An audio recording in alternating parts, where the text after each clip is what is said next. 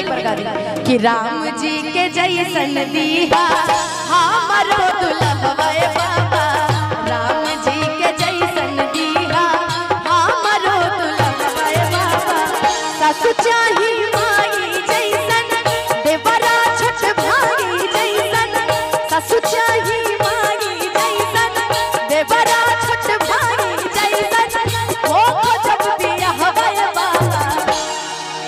देखी इनकरो जैसन दूल्हा चली, कितना लोग सहमत बानी, चली चली ना तनियो जब ताली बजा के बरन कर खतन दा कि राम जी के जैसन दीहा सुनर दुल्हवा बाबा, राम जी के जैसन दीहा सुनर दुल्हवा बाबा।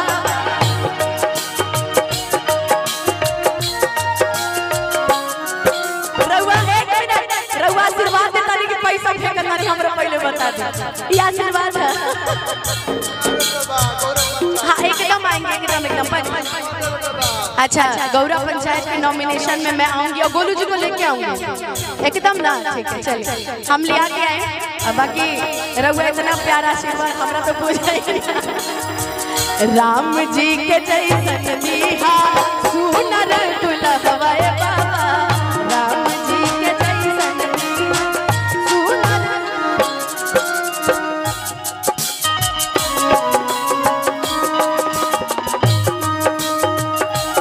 नीना बता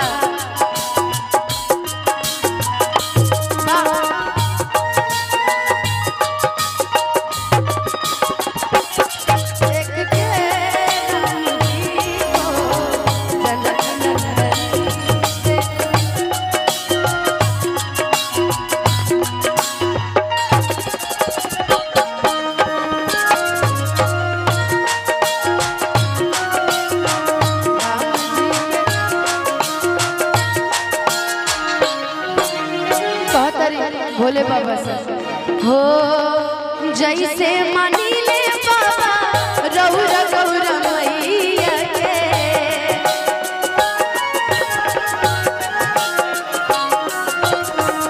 शैलेंद्र ठाकुर जी कहाँ के पंचायत के, गर्जा पंचायत, शैलेंद्र ठाकुर जी की तरफ से हजारों हजार रुपए के आशीर्वाद। ओ सही दुलार प्यार हम हुआई सैया से,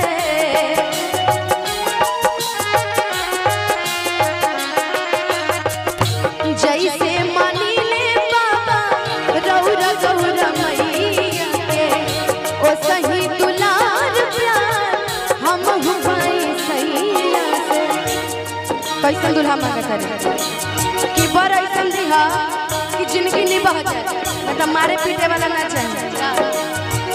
बर दिहा ऐसन होके, बर दिहा ऐसन होके जिंदगी निभावा बाबा।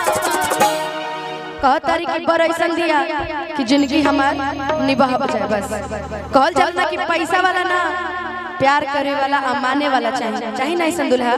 वो पैसा होके का करी जब दुल्हा मनबे न करी। बात से सहमत बनी ना तनी एक बार हमरा साथे सने दोनों हाथ एक बार ऊपर उठा दे, एक बार दोनों हाथ, एगो ना दोनों हाथ उठा के तनी मिल के हमरा संग गा दी कि राम जी के जैसन दीहा सुनर दुल्हवा बाबा, राम जी के जैसन दीहा सुनर दुल्हवा बाबा। सासु चाही देवरा छोट भाई जैसन, सासु चाही माई जैसन देवरा छोट भाई जैसन हो जब बियाह बाबा। राम जी के जैसन दीहा सुनर दुल्हवा बाबा,